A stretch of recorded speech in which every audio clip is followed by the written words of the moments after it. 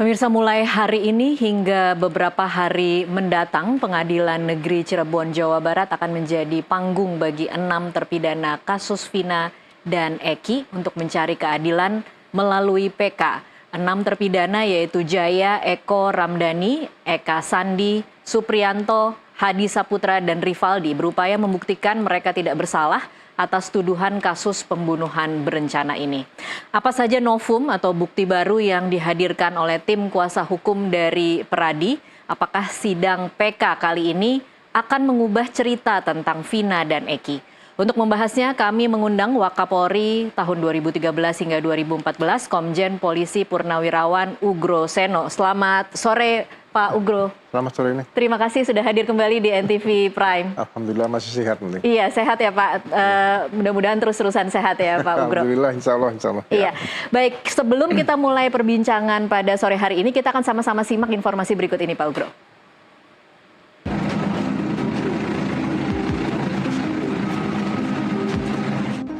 Setelah mendekam 8 tahun di penjara, 6 terpidana ini mencari keadilan lewat peninjauan kembali.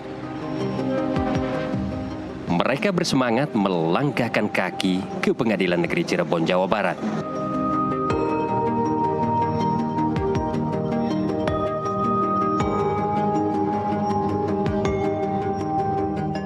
Peradi menyiapkan 115 pengacara untuk membuktikan 6 terpidana kasus kematian Vina dan Eki ini tidak bersalah.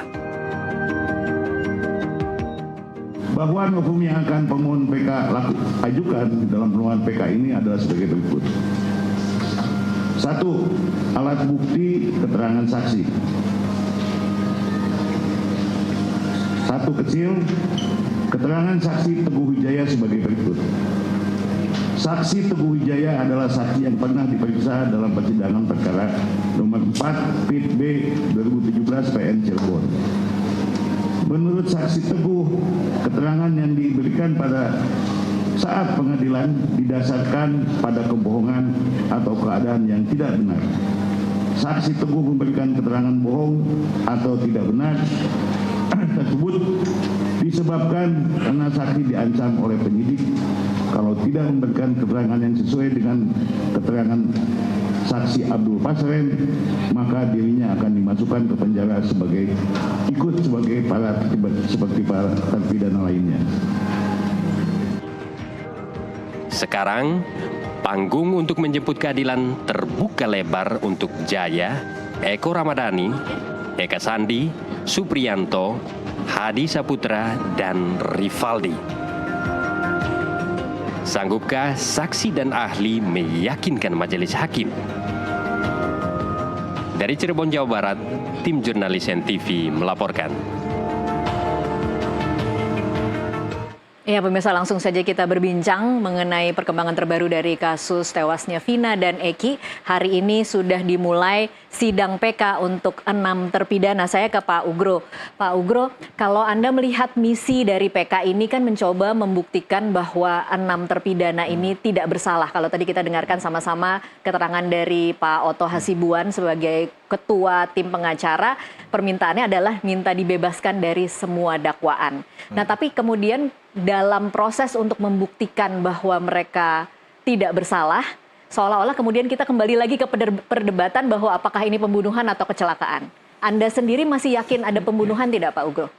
Ya, kembali dari awal bahwa perkara yang diproses dari awal dari penyidikan, penuntutan sampai pengadilan ini adalah dugaan pembunuhan dan perkosaan terhadap si Vina ya dan Eki tadi. Jadi jangan lepas dari situ dulu konsentrasi, karena mereka dijadikan tersangka, jadikan tertuduh atau terdakwa sampai terpidana itu pasalnya adalah berkaitan dengan pembunuhan dan perkosaan tadi. Nah, jadi misinya adalah ingin menyatakan bahwa ada semacam kekilafan atau kekeliruan yang nyata dari hakim memutuskan perkara ini, sehingga benar-benar bahwa mereka harus dinyatakan mereka tidak bukan pelaku tidak pidana dalam rangka yang dituduh pasal yang dituduhkan tadi, pembunuhan dan perkosaan. Itu yang harus dipegang teguh dulu di awal. Tapi kan tidak hanya soal kekilafan hakim ya Pak Ugro. Tadi kalau kita dengarkan sepanjang persidangan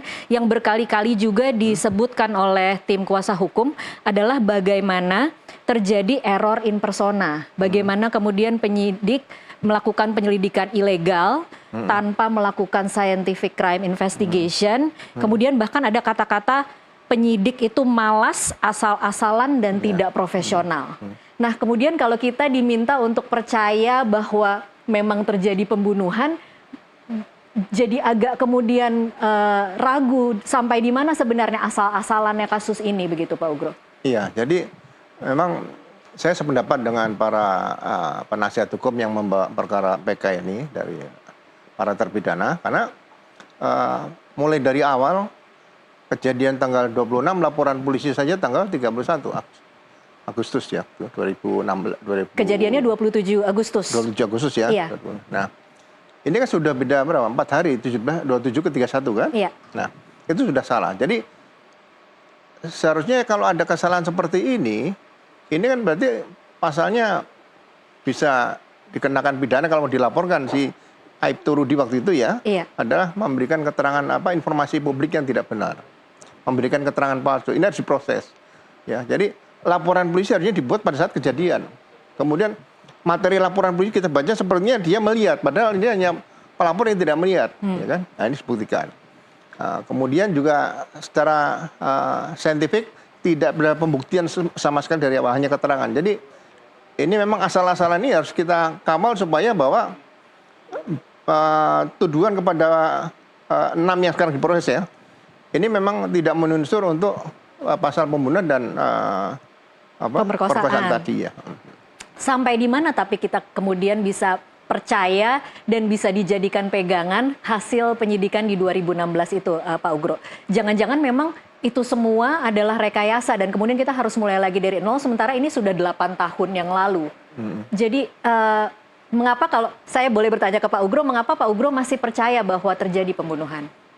Ya, tidak ada peristiwa yang saya baca tentang kecelakaan lalu lintas, kemudian sampai berkas perkara itu selesai. Kalau memang itu kecelakaan tunggal, kan harus ada surat perintah penghentian penyidikan lalu lintas ya. Sama dengan reserse. Jadi penyidikan lalu lintas itu jangan dianggap lebih mudah daripada reserse. Tapi dia juga memiliki saintifik juga untuk membuktikan kecelakaan ini bagaimana terjadinya. Itu pun kita tidak tahu apakah tidak ada atau tidak. Ya, ya. Jadi saya tidak mau bermain di situ.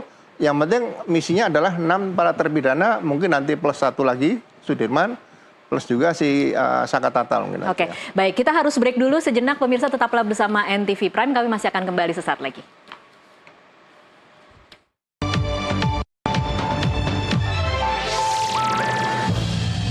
Ya, pemirsa, terima kasih Anda masih menyaksikan NTV Prime dan saat ini sudah bergabung bersama kami di studio Asmi Syahputra, pakar hukum pidana Trisakti. Selamat malam Pak Asmi. Selamat malam Mbak. Terima kasih sudah hadir di studio kami. Sama-sama. Iya, saya senang sekali loh di sini Pak Asmi dan Pak Ugro sama-sama bawa catatan dan catatannya sudah tebal sekali.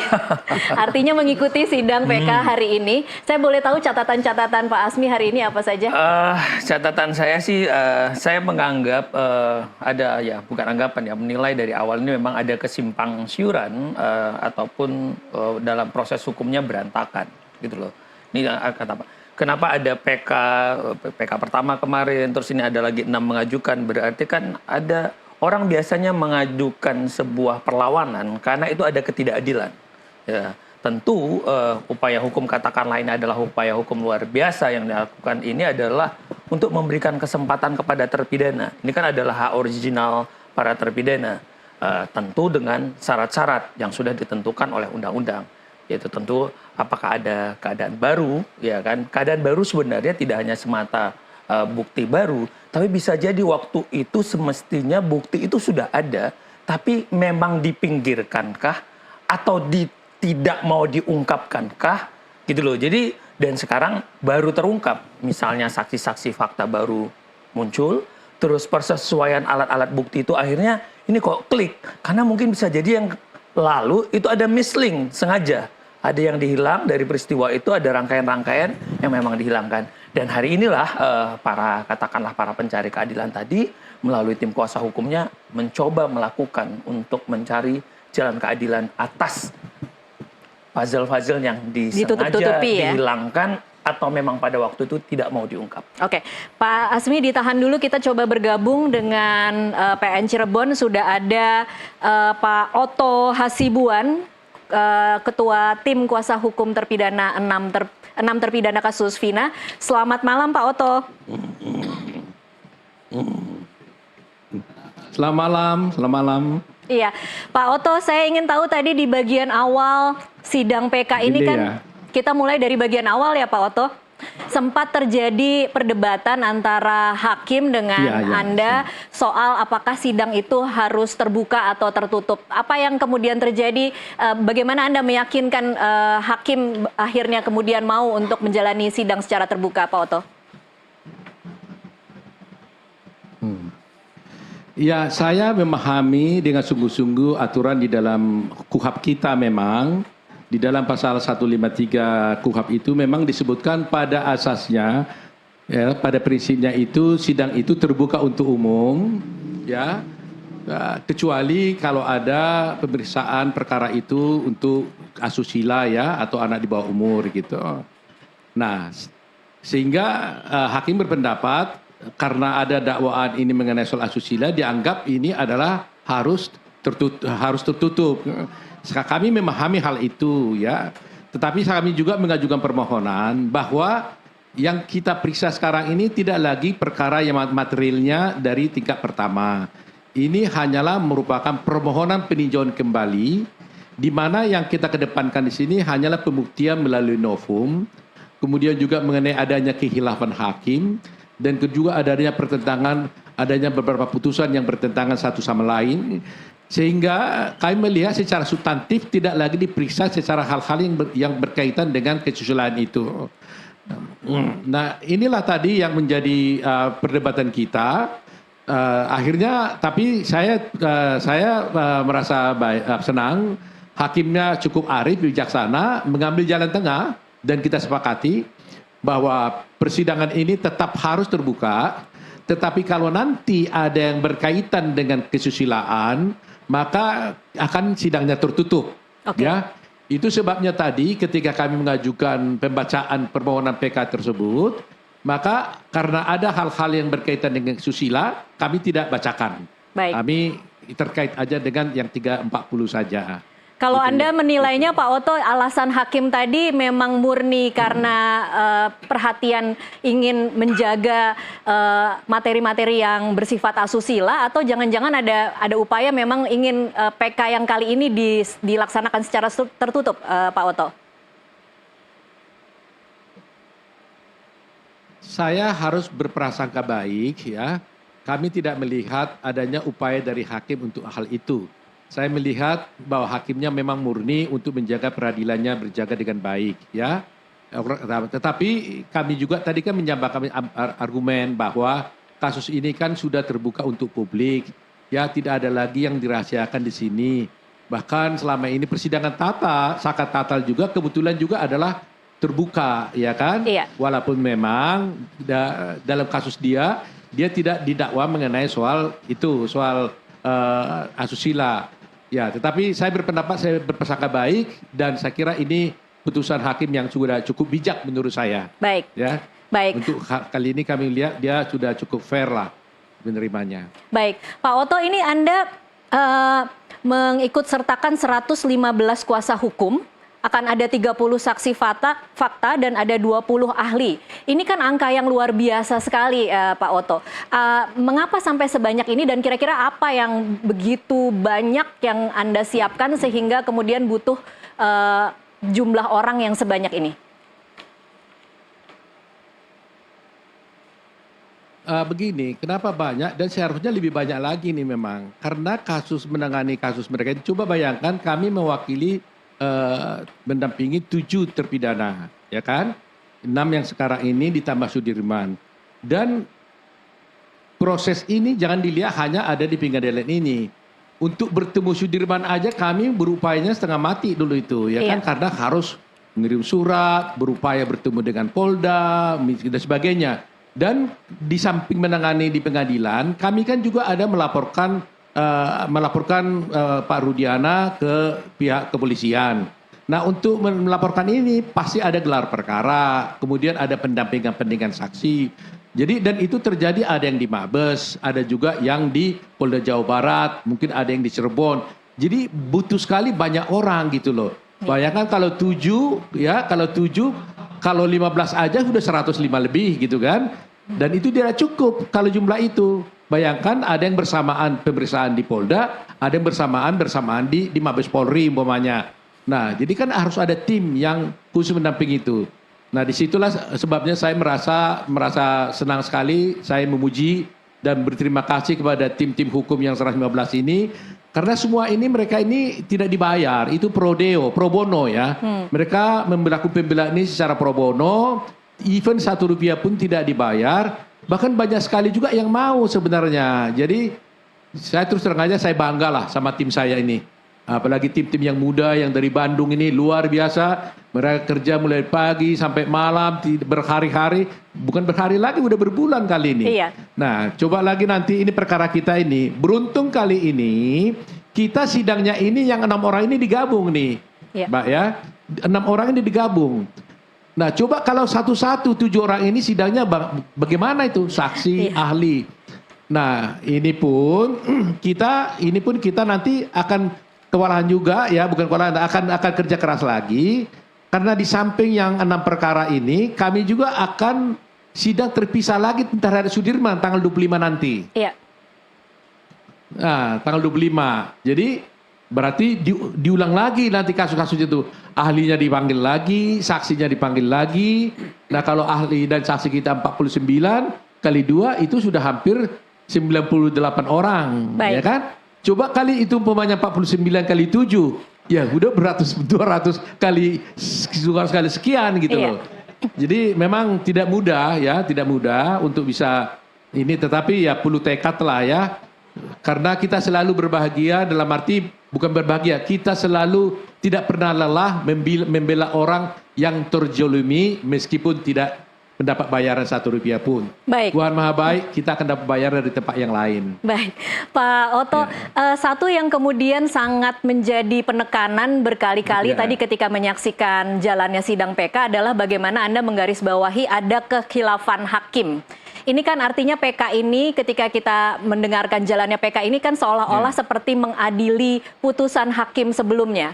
Seberapa yakin Anda bahwa PK ini kemudian nanti akan dikabulkan, Pak Oto? Ya begini ya, memang kan ini kami mengajukan PK justru karena ada putusan hakim yang sudah berkekuatan hukum tetap. Kadang-kadang kan orang bertanya, loh kan sudah diadili di tingkat pertama, sudah diadili di tingkat kedua, kenapa lagi harus PK? Kan sudah selesai katanya. Nah, perlu saya ingatkan bahwa justru permohonan peninjauan kembali itu diberikan kepada seorang terpidana atau terdakwa ketika dia setelah diputus sudah ingkrah. Kalau belum ingkrah, bukan namanya PK, gitu ya. Nah, satu hal yang saya highlight memang ada kekhilafan hakim ya. Nah, saya ulangi lagi mungkin pernyataan saya beberapa waktu yang tadi ya. Iya.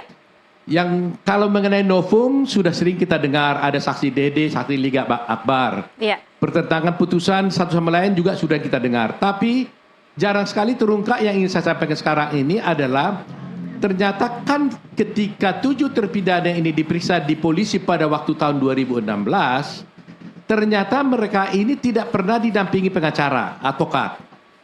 Nah, berdasarkan beberapa putusan Mahkamah Agung yang kami lihat, ternyata seseorang terdakwa atau tersangka ketika diperiksa di polisi yang di mana ancamannya, hukumannya itu adalah di atas 5 tahun atau lebih dari 15 tahun, maka terhadap tersangka itu wajib diberikan pendampingan oleh advokat.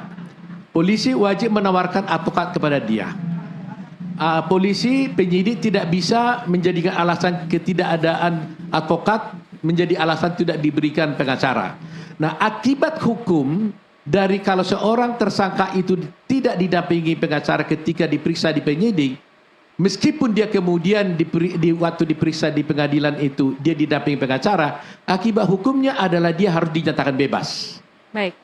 Ya, ini putusan Mahkamah Agung dan tidak hanya satu putusan Mahkamah Agung seperti itu, banyak. Nah, ini mau saya sampaikan kepada halayak ramai agar halayak mengetahui bahwa kalau ada seorang warga negara diperiksa di polisi, apalagi diancam hukuman 5 tahun, wajib polisi atau penyidik menawarkan advokat kepada dia dengan ancaman kalau tidak itu adalah bebas. Nah, sekarang saya sebenarnya melihat kalau ini Mahkamah Agung konsisten dengan putusannya selama ini, di mana kalau ini tidak didampingi pengacara harus bebas, maka sebenarnya perkara ini mudah sekali.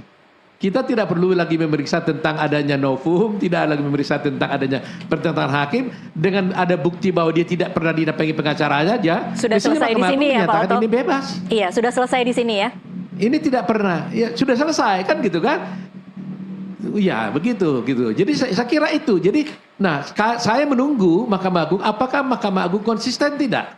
Iya. Dengan putusannya selama ini. Kalau Mahkamah Agung konsisten, saya yakin, saya optimis bahwa terpidana ini akan dibebaskan tanpa harus memeriksa novum, tanpa harus memeriksa adanya 2 pertentangan hukum. Cukup dengan melihat bahwa terdakwa ini dulu waktu diperiksa di polisi tidak didampingi pengacara. Itu saja sudah cukup. Karena ini adalah human right. Seperti yang kami sampaikan dari permohonan PK kami, ini adalah prinsip hukum yang ada dulu di Amerika pada tahun 60-an yang disebut dengan Miranda Rules ya. Iya. Miranda Rules itu adalah suatu, namanya seorang bernama Miranda berperkara dengan negara Arizona gitu loh. Di mana di sana diputuskan seorang itu dihukum karena dituduh melakukan suatu perbuatan pembunuhan, tapi waktu itu dia tidak polisi tidak memberitahukan kepada terdakwa dia punya hak untuk diam gitu. Padahal tersangka itu punya hak atau namanya hak untuk diam, the right to be silent gitu. Dia berhak untuk diam dan dia juga berhak untuk mendapat pengacara gitu loh. Jadi kalau kita nonton di TV di film-film action di Amerika, kita lihat itu kan. Iya. Kalau ada polisi nangkap seorang tersangka narkoba gitu, langsung ditangkap, langsung dibilang, kamu tersangka, kamu berhak untuk diam, tidak menjawab pertanyaan saya, kamu berhak mendapatkan seorang pengacara. Dan kalau kamu kalau kamu menyatakan keterangan, maka keteranganmu itu bisa memberatkan kamu. Nah, ini harus disampaikan kepada seorang tersangka. Baik. Dan ini sudah diadopsi oleh KUHP kita juga, gitu loh. Ya. Jadi kalau konsisten Mahkamah Agung, saya kira tertuju terpidana itu potensial untuk dibebaskan, gitu. Oke, baik. Terima kasih Pak Oto Hasibuan untuk waktunya bersama kami di NTV Prime. Baik. Dan pemirsa tetaplah bersama kami, usai jeda kami masih akan lanjutkan perbincangan masih bersama Wakapolri 2013-2014 Ugro Seno dan juga pakar hukum pidana Asmi Syahputra. Sesaat lagi.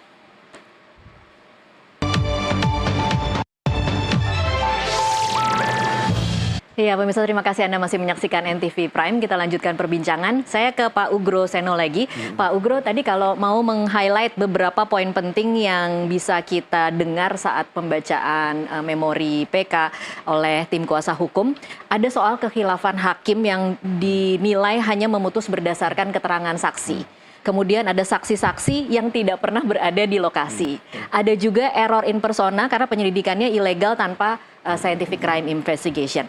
Nah, lagi-lagi Pak Ugro, saya harus bertanya kepada Anda, mengapa kemudian sampai hari ini kita tidak bisa mendapatkan respon dari polisi tentang pertanggungjawaban orang-orang yang pada 2016 itu menjadi sumber dari kekisruhan hari ini?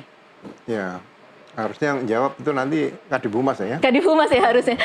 Tapi mungkin Pak Ugro bisa bantu karena Kadif Humas selalu menolak panggilan undangan kita.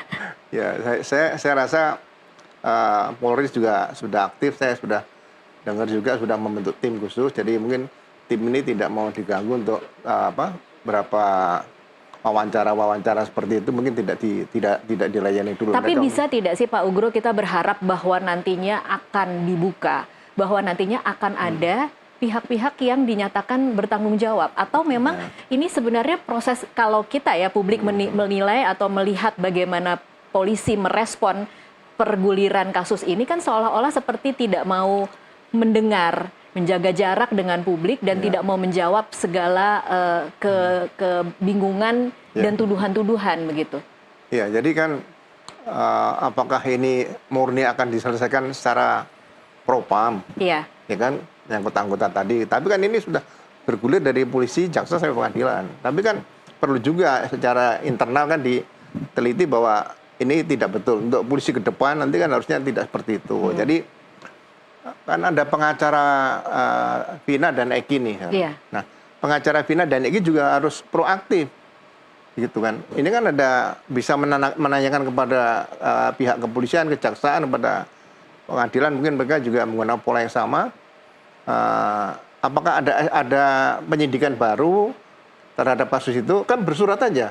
Misalnya kemudian kalau dinyatakan ada kan berarti menggunakan laporan polisi nomor berapa, laporan lama atau laporan baru, itu juga perlu ditanyakan. Sehingga ya mudah-mudahan pengacara korban tadi tetap proaktif walaupun itu persoalan 8 tahun yang lalu. Ya, kita berharap peristiwa ini bisa diungkap walaupun menangkap pelakunya agak sulit karena sudah ada peristiwa penangkapan 8 orang plus 3 DPO tadi. Jadi saya apresiasi yang pengacara saya tadi Pak Oto tadi itu pertama yang saya berikan apresiasi lah, mudah-mudahan novum yang pra peradilan Peggy tadi yang di PK bukan pra peradilan Peggy yang dilepaskan dari tahanan Polda itu juga novum juga karena Peggy itu punya peran utama. Oke, pra peradilan Peggy itu bisa dijadikan novum untuk PK iya, itu ini. kuat karena peran utama hakim Pak Eman menyatakan tidak ada alat bukti. Berarti kalau pemeran utama nggak ada ya yang lain kan gugur juga nih. Iya. Gitu. Oke. Nah, ini mungkin salah satu yang mungkin perlu ditekankan. Nah, kemudian yang berikutnya Pak Oto mungkin sebagai seorang advokat senior masih halus lah. Kalau saya melihatnya ini ada kekeliruan nyata, bukan lagi kekhilafan di situ. Bukan kekhilafan tapi kekeliruan Iya, nyata. karena bergulirnya dari ujung ke ujung nih, dari hulu ke hilir. Di situ. Ini kekeliruan nyata yang mungkin Mahkamah Agung lebih tegas lagi bisa melihat perkara ini dan ya kita buktikan bahwa para terpidana ini adalah bukan pelaku pembunuhan yang terjadi tahun 2016 ini. Oke, saya ke Pak Asmi lagi. Pak Asmi kembali lagi ke prinsip PK ya. Prinsip PK ini kan bukan 3 hakim ini yang nanti memutus. Jadi dia hanya mendengarkan, kemudian nanti yang memutus adalah majelis hakim di MA, di Mahkamah Agung. Nah, apa yang bisa kita harapkan dalam proses pembacaan novum dan kemudian keterangan saksi, keterangan ahli yang akan dijabarkan oleh tim kuasa hukum? Ya, tentu ini menjadi satu cermin karena dia pintu masuknya. Jadi di mana pengadilan pertama mengadilin itu, maka perkara itu harus masuk ke situ dulu. Jadi waktu disusun permohonan tersebut pasti ada kan alasan-alasan, argumentasi apa, bukti-bukti apa. Jadi filternya ke sana. Jadi Pengadilan Negeri Cirebon sangat relevan juga. Bukan hanya sekedar dia melihat apakah ini beralasan untuk dijadikan alasan PK sehingga bagi hakim Mahkamah Agung nanti bisa menguji ini, menilai ataupun apakah nanti ditolak, apakah diterima atau tidak gitu loh. Tapi ini menjadi menarik kan seperti yang tadi dibilang. Ini kan jelas ada satu rangkaian kekeliruan yang memang dari keseluruhan rangkaian peradilan itu sudah keliru. Di mana itu tadi pintu masuknya dari kepolisian, karena pintu masuk perkara ini adalah dari kepolisian. Di situ kan sudah mulai tampak dari administrasi penyidikannya yang kenapa sih tidak tertib? Kenapa ada biasanya kalau tertib itu ini rapi banget ini, gitu loh. Tapi kok tiba-tiba ada yang tidak tertib, berarti ada sesuatu ini, gitu loh. Kenapa tidak mau tertib? Kenapa tidak mau taat azas, gitu loh. Kan SOP, standar operasional prosedur yang harusnya itu jadi hukum. Bukan SOP ayam, bukan SOP sapi, itu SOP. Tapi kalau SOP bagi orang hukum itu norma. Iya. Mau tidak mau kan ini jadi aturan kita, gitu loh. Lah, seperti yang tadi disampaikan, hal yang mendasar saja, gitu loh. Ya, padahal begitu ditangkap, terus ditahan 1 hari berikutnya. Ini kan nggak ada upaya. Iya. Bagaimana orang ditangkap hari ini, terus besoknya kan harus ditahan. Karena kalau dia itu kan harus menemukan 2 alat bukti. Tidak diberikan tadi yang disampaikan bantuan hukum. Berarti ada apa? Kalau dia ini clear, ya berikan saja. Apalagi Anda setuju tidak Pak Oto tadi mengatakan bahwa sebenarnya kalau kita sudah bisa membuktikan bahwa para terpidana itu pada saat 2016 tidak didampingi kuasa hukum, sebenarnya sudah selesai di situ. Kemudian memang ini peradilan yang bisa dinilai penyelidikan peradilannya itu semuanya sesat gitu. pasti dong. Karena kan gini, BAP tadi adalah hasil daripada mahkotanya penyidik. Kalau BAP-nya lumpuh, otomatis dong dakwaannya lumpuh. Kalau dakwaannya lumpuh karena memang pertimbangan hakim itu kan mengacu kepada dakwaan. Iya. Ya kan kira-kira begitu. Jadi karena dari sini yang sudah keliru, sesuatu ada yang unprofesional, karena memang pelanggaran-pelanggaran itu dengan nyata dilakukan, lah ini kenapa diambil? Anehnya kenapa hakim mau begitu saja dengan mempertimbangkan satu saksi dan petunjuk. Ini yang tadi dibilang oleh beliau. Iya. Lah ini kekeliruannya nyata banget gitu loh. Oke. Seharusnya ini kan dengan azas diferensiasi fungsional tadi, fungsi polisi yang berbeda, fungsi jaksa yang berbeda, sampai hakim diberikan ruang yang terbuka tadi kepada para pihak.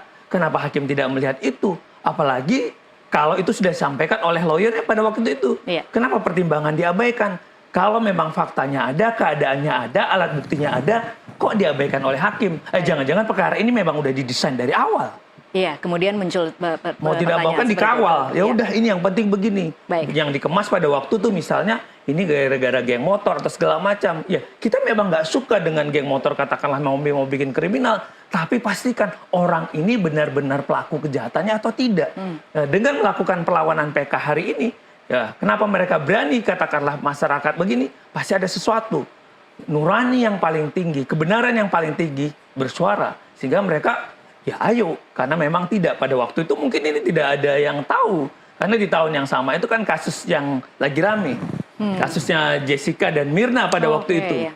Tertimpalah kasus Cirebon ini, sekarang saatnya semuanya bersuara. Oke, Pak Asmi, tapi kalau kemudian kita bisa menangkap kekisruhan yang terjadi sepanjang kasus ini, kemudian bagaimana kekisruhan itu terjadi di level penyidikan, kemudian di level hakim juga kemudian melakukan Jaksa. kekhilafan, jaksa juga melakukan. Haruskah kita kemudian menunggu PK ini selesai? Padahal kan sebenarnya orang-orang yang terlibat dan kemudian berkontribusi membuat kasus ini jadi kisruh sudah bisa sebenarnya dilakukan tindakan sanksi atau dilakukan penyelidikan atau evaluasi. Sayangnya kan jadi dasar itu kan putusan. Jadi memang harus menunggu PK ya? Ya, karena itulah menjadi sebuah upaya gitu loh untuk mengembalikan harkat dan martabat mereka nanti gitu loh. Karena dalam bentuk produk putusan. Iya. Pasti katakanlah orang-orang yang pada waktu itu yang meriksa itu loh, kan sudah ada putusannya. Ya, akan Hakim kembali sudah lagi ke mengambil situ. itu, gitu Iya. loh. Ya, jadi yang muter lagi. Tapi kalau kita angkat karena dia ansih dalam mata aturan, kalau dia lihat lagi yang mau dicari dalam hukum ini apa sih? Rasa keadilan, rasa kejujuran, suara batin yang bersuara tadi, pasti dong. Tapi kan banyak manusia yang tidak mau akhirnya Iya. tetap bertahan dengan kesalahannya karena mungkin untuk mengungkapkan itu. Tapi ini lebih malu lagi kalau ternyata nanti Ujung-ujungnya terbukti ya, salah. kenapa Oke. tidak gitu loh. Iya. Lebih bagus kita, oh ya, makanya Pak Rudiana bisa cerita nih ada apa sih sebenarnya? Apa sih sehebat apa Pak Rudiana pada waktu itu kok bisa sih setingkat unit-unit yang banyak begitu tuh kok bisa manut juga? Iya. Ini kan menjadi pertanyaan gitu loh. Bisa ditarik dari narkoba, bisa ke reskrim segala macam. Lah padahal mindiknya tidak boleh begitu. Fungsi propam di mana? Fungsi Pak Kapolres ada di mana? Gitu loh. Ini kan juga menjadi catatan-catatan yang memang harus kita lakukan. Tapi lagi-lagi karena di label demi keadilan berdasarkan ketuhanan Maha Esa, selesai. Akhirnya dijadikanlah tumbal, bumper, siapapun orang-orang ini. Ini Baik. yang kita sebut dengan peradilan yang tidak efektif, peradilan yang sesat. Ya terbukti dari tadi, pintu masuknya. Kenapa tiba-tiba polisi punya ada surat kuasa pengacara, tapi pengacaranya nggak ada? Iya. By design siapa itu? Ada tanggal surat, tapi pengacara tidak pernah ada. Terus tiba-tiba ada foto-foto yang membuat mereka luka-luka dan segala macam. Nah itu kan petunjuk-petunjuk yang rangkaian-rangkaian dari setiap itu gitu loh. Baik. Ya, ini yang memang seharusnya pengadilan peka dan Mahkamah Agung harus mengkoreksi ini. Iya. Sebagai satu lembaga yang tertinggi dalam kekuasaan kehakiman. Satu-satunya harapan kita untuk Harapannya bentuk ada pertanggungjawaban dari kekisruhan ini. Baik, kita masih akan lanjutkan di segmen selanjutnya. Pemirsa tetaplah bersama NTV Prime.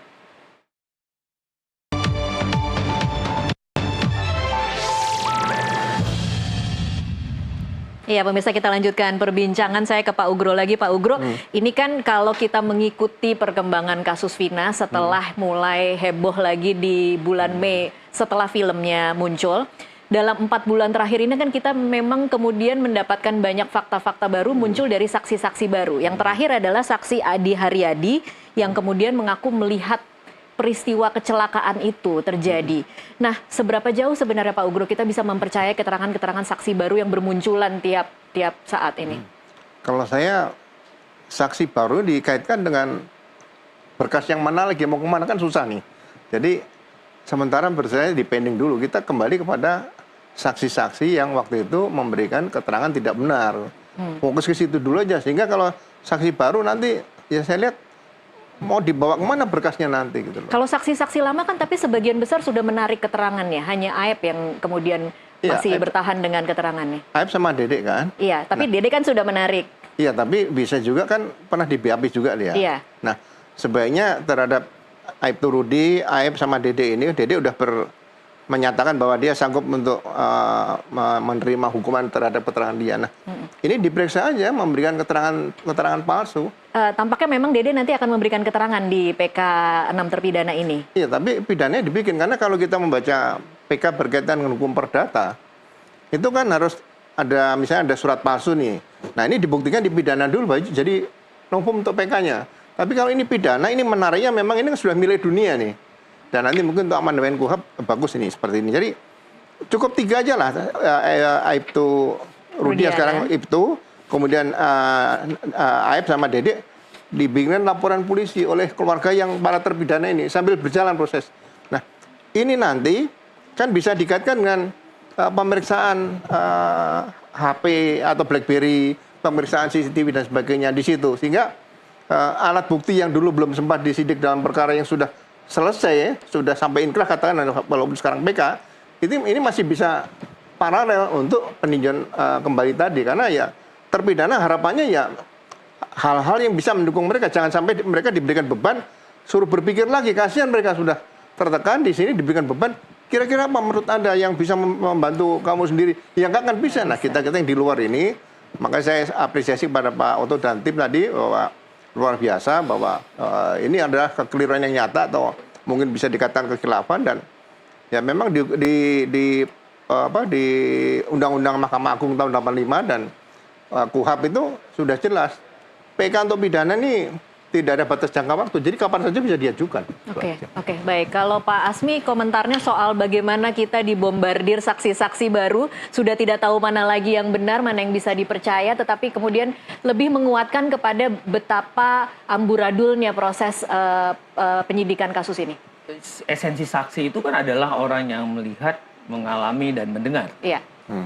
Kalau saya sih berpendapat, ya kalau memang ada argumen yang jelas dan ada persesuaian bahwa orang itu memang tahu, memang detail keterangan-keterangan itu, ya bisa jadi pada waktu itu memang sengaja tidak dimunculkan, tidak dicari, atau ada sesuatu orang memang untuk dibungkam segala macam. Lagi-lagi kan alasan kenapa Anda baru sekarang untuk speak up, ini juga harus diberikan ruang, gitu loh. Jadi tidak terbatas pada saksi yang kemarin, walaupun kuncinya adalah yang kemarin, karena itu adalah memang komposisi utama dari sebuah peristiwa yang kemarin. Tapi terhadap yang mungkin baru-baru muncul, karena memang berdasarkan pengetahuan tertentu, informasi tertentu, dilihat, loh ini kok ada persesuaian. Saya kira ini dapat juga ditarik untuk memberikan keterangan. Karena kalau mereka akhirnya katakanlah mereka tidak tahu terus memaksakan, toh juga ada nanti ancaman bagi mereka kalau mereka memaksakan keterangannya bohong, keterangannya palsu. Jadi menurut saya adalah penting di luar memang Pak Rudiana, terus ada Aep, ada Dede. Tapi kan ini mulai yang memang menempel kan cuma keterangannya Pak Rudiana sama Aep aja. Selainnya itu sudah mulai lepas mata rantai untuk menyatakan orang itu atau orang-orang ini adalah bersalah gitu loh. Jadi ya ini yang jadi, toh tadi timnya Pak Oto juga sudah mulai melaporkan ada laporan palsu ataupun ada keterangan palsu ataupun ada sesuatu unprofesional lah yang memang akan diperiksa. Tapi yang menarik bagi saya tanggal 2 September kemarin kan ada LPSK. LPSK memberikan perlindungan kepada 7 terpidana ini. Khususnya pada Sudirman yang juga adalah pemberian secara fisik gitu kan, untuk merekomendasi malah memindahkan dari Rutan Bandung ke Cirebon. Termasuk anak-anak ini. Kenapa LPSK juga masuk di sini? Karena LPSK melihat, loh iya ya, jangan-jangan mereka juga adalah memang korban yang perlu mendapatkan perlindungan karena atas laporan mereka atau dijadikan mereka adalah untuk laporan palsu. Ini juga menarik, tinggal gampang juga untuk meyakinkan LPSK karena LPSK juga punya tahapan-tahapan asesmen juga yang harus dilewatin gitu loh. ini juga sebenarnya adalah sinyal yang seharusnya harus ditangkap majelis hakim nanti di Mahkamah Agung gitu loh. Bahwa Lembaga Perlindungan Saksi Korban sudah masuk tanggal 2 September lalu memberikan ketujuhnya ini perlindungan khususnya kepada Sudirman secara fisik malah. Jadi selama persidangan ya tidak akan tersentuh. Begitu tersentuh, ya nanti persoalannya jadi beda lagi. Oke. Kalau kita bicara atau berpikir soal, karena tadi kan hakim sempat memberikan kesempatan kepada jaksa untuk memberikan tanggapan. Jaksa minta waktu 1 minggu, tapi dikatakan oleh hakim itu terlalu lama. Hakim meminta kalau bisa hari Jumat, kemudian jaksa minta hari Senin. Nah, kira-kira antisipasi seperti apa tanggapan jaksa ini nanti terhadap apa yang sudah dibacakan oleh tim kuasa hukum? Ya, ini kan adalah cross check ya, biasa saja sudut pandang lawyer pasti ingin bagaimana menguatkan dalil-dalilnya karena memang kepentingan pemohon. Ya tentu jaksa juga akan defense, gitu loh. Ya di sini yang memang nanti akan menjadi cross check ya kan, terhadap fakta mana, jawaban mana yang paling mendekati. Oke, gitu kira-kira defense-nya jaksa akan seperti apa? Pasti dia akan bilang bahwa semua sudah sesuai dengan prosedur, semua sudah mengalir seperti ini, karena kalau tidak kan akan berkaitan karena jadi mata rantai sistem peradilan pidana kan antara polisi, jaksa dan hakim. Karena begitu salah satunya tadi lepas ya berarti ada sesuatu unprofesional dong. Yang tadi dibilang dari polisinya keliru, naik lagi kejaksaannya keliru yang seharusnya P18-nya. Makanya coba lihat aja P18-nya seperti apa, P19-nya seperti apa sih petunjuk jaksa pada waktu itu. Kemana sih dokumen-dokumennya pada waktu, jangan terlalu gampang dong untuk menyatakan hilang demikian saja. Apalagi ini menyangkut dengan ancaman yang pada waktu itu tuntutannya hukuman mati loh. Kan ini menarik, tuntutannya hukuman mati, terus 3 DPO ternyata fiktif, 2 kan yang melakukan Peggy itu akhirnya katanya bukan Peggy itu, padahal diyakini oleh penyidik pada waktu di bulan Mei ya memang ini orangnya, tiba-tiba terbantahkan. Terus 2-nya itu fiktif, padahal 3 DPO fiktif ini adalah pelaku utama. Bagaimana saya bisa meyakinkan menggerakkan pelaku lain yang ini kalau 3 peran utama ini ternyata tidak ada? Bagaimana menggerakkan ini, menusuk segala macam dengan perbuatan-perbuatan yang detail pada penyidikan maupun dalam dakwaan. Nah, berarti ada sesuatu. Siapa yang buat? Berarti kan ada sesuatu. Ini naskah drama dong. Lagi-lagi Pak Ugro. Karena nggak klop dengan pelaku lain bilang, loh kami nggak ada, gitu loh. Malah hakimnya bilang, loh kok ini malah mereka ini berbelit-belit. Ya gimana mau berbelit? Mereka tuh menyampaikan yang sebenarnya. Karena apa? Ya hakim hanya cuma memakai kata petunjuk. Petunjuknya dari mana? BAP. Pokoknya kamu kan udah nerangkan dalam BAP. Lah inilah kelirunya hakim kita. Loh gak ada yang lain. Terus sama saksi yang sebenarnya menguatkan juga tidak hadir dalam persidangan. Ada apa? Dan itu kok bisa diketok palu sama hakimnya? Pak Ugro, ini lagi-lagi yang bisa menjawab kekusutan ini adalah penyidik di 2016, Pak Ugro, yang sampai saat ini kita tidak tahu apa sebenarnya yang terjadi. Iya, tadi seperti Pak Asmi ceritakan bahwa ini kan penyidikan itu ada kepentingan apa? Polres itu kan ada Polres Kabupaten, Polres Sumber nih, ada Polres Cirebon nih. Nah sekarang mau lihat, masa Polres ini melihat ini kecelakaan, ini pembunuhan satu itu.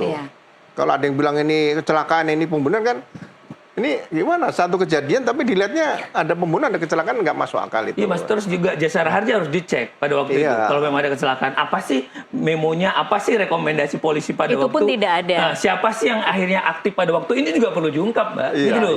Supaya kita bisa ngelihat potongan-potongannya itu dari mana, Mas. Monggo, Mas. Jadi memang menarik, ini kasus yang tidak pernah terjadi sebelumnya. Jadi biasanya kan orang melakukan tidak melakukan perbuatan, tapi mereka seperti digiring ke situ. Jadi apa yang dirasakan mereka ya saya bisa merasakan, tapi saya nggak mau ceritakan seperti itu ya. Kira-kira gitu. Kalau saya diperlakukan seperti itu, mungkin saya juga akan berbuat seperti itu. Karena saya juga pernah tanya jawab dengan waktu saya Kapolda Sulawesi Tengah, di situ kan ada juga. Nah, di sini yang penting sekarang adalah konsentrasi kepada alat bukti. Kalau tadi masalah jaksa ya ditanya. Pasti jaksa mengatakan ada keterangan saksi, ada ahli. Saya yakin-yakinnya yang ahli ini pasti yang dikatakan dengan visum. Baru satu visum menyatakan matinya kenapa dan sebagainya, kan itu saja. Tapi mungkin visumnya juga belum terlalu mendalam itu. Visum itu dan pemeriksaan DNA juga tidak ada. Sehingga ya nanti perlu diwaspadai oleh rekan-rekan penasihat hukum sana bahwa kalau ahlinya semua satu, keterangan saksi banyak itu juga belum sesuai dengan alat bukti di KUHAP. Jadi ini harus diteliti dengan mikroskop gitu kira-kira.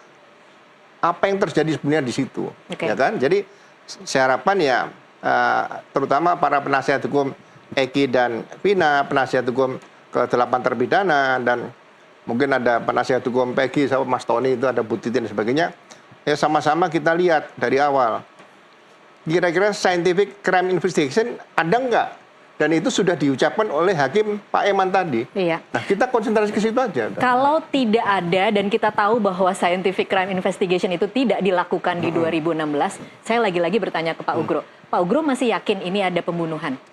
Saya masih yakin ini pembunuhan. Yakin ini pembunuhan. Ya. Kalau Pak Asmi? Saya harus pada saintifik tadi ya. Saintifik dalam arti kata begini.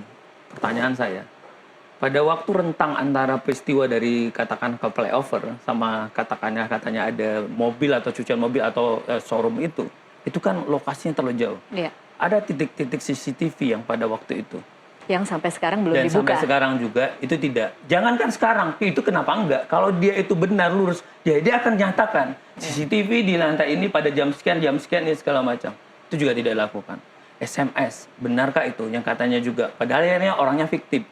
Kan jadi tanya bagaimana hantu yang meng-SMS. Kok tega banget gitu loh. Terus ini lagi kendaraan-kendaraan. Benar nggak kendaraan? Ada kendaraan yang tanpa nomor polisi dan segala macam. Ini dibebankan siapa? Siapa yang pakai segala macam? Jadi yang itu udah terang-terang aja, yang kira-kira itu dapat bisa mengkerucutkan nih. Ini orang ini benar nggak, tepat nggak? Itu juga diabaikan. Oke. Tanda tanya besar dong. Apalagi cuma cerita geseran visum kan? Ini kan jelas, ini motor ini dipakai oleh siapa? Terus dari handphone itu ke siapa? Itu kan juga nggak cerita. CCTV ini mana yang ada perumahan, mungkin ada toko-toko besar. Kenapa sih nggak juga diminta? Katakan di sini macet, di sini arah tol. Masa sepanjang itu nggak ada? Oke, jadi masih yakin ada pembunuhan atau lebih meragukan jangan-jangan ini kecelakaan? Ya dua kemungkinan saja. Pembunuhan dulu baru didesain kecelakaan, atau kecelakaan baru akhirnya jadi pembunuhan. Didesain pembunuhan. Jadi Iya. mana kalau Pak Asmi masih belum tahu berarti masih Ya belum. setelah itu tadi, kalau mereka mau buka teman-teman. Karena kita nggak mau pada terjebak pada pilihan kan? Iya. Bisa jadi kalau beliau bilang jangan-jangan di dalam satu ruangan sudah dilebas dulu segala macam. Tapi itu kan menjadi menarik kalau tadi rangkaian CCTV tadi itu bisa bercerita. Iya. Jadi potongan-potongan rangkaian-rangkaian tindakan perbuatan pergerakan para katakanlah pelaku ini akan tampak. Tapi ini kenapa enggak? Pintu masuknya polisi. Iya. Terus kok jadi sekarang kok polisinya bingung sendiri? Ya karena memang ditutupi sejak awal. Ya akhirnya ini kan jadi lubang buat diri sendiri. Jadi lahar dingin buat diri sendiri. Yang seharusnya ini tidak perlu terjadi. Sudah 4 bulan kita berdiskusi soal ini dan berputar-putar di masalah yang sama dan kita tahu kira-kira kekisruhannya di mana, siapa yang kemudian bisa menjelaskan ini, tapi tidak kunjung juga kita mendapat kejelasan. Masih optimis tidak kemudian kita akan menemukan titik terang di kasus Vina, Pak Ugro? Iya, saya rasa dari awal saya juga pernah cerita, ini Propam juga harus bekerja. Kemudian Mabes Polri dibantu dengan yang ahli-ahli kan banyak nih di sini. Jadi ya saya menganalisa saja dari jauh nih, Iya. bukan saya dukun, bukan. Jadi Nggak ada gini, yang bilang Pak Ugro dukun iya, kok. sekarang ada peristiwa, kenapa si Aibtu ini, Rudiana ini memaksakan ditangani dia, ditarik ke Polresta. Ya kan? Nah sekarang TKP pertama yang ditemukan korban ini masuk wilayah mana? Iya. Kalau masuk wilayah kabupaten, ya silakan oleh kabupaten. Tapi kok kemudian ada muncul seolah ada TKP yang masuk Polresta. Jadi ini memaksakan kasus ini tarik ke Polresta oleh Aibtu Rudiana. Jadi otaknya ini menurut saya Aibtu Rudiana ini benar-benar harus diperiksa secara mendalam. Apa kira-kira nawaitumu memaksakan Siapa yang kasus bisa ini memaksa ditarik di bahwa situ? kemudian Aibtu Rudiana akan menjelaskan Propam. apa? Propam. Iya, Oke. Propam dulu bangun kan. Coba lihat Propamnya tapi kemarin dengan cepat langsung mengatakan tidak ditemukan pelanggaran etik. Itu Propam dari Polda atau Mabes kira-kira? Dari Mabes. Oh.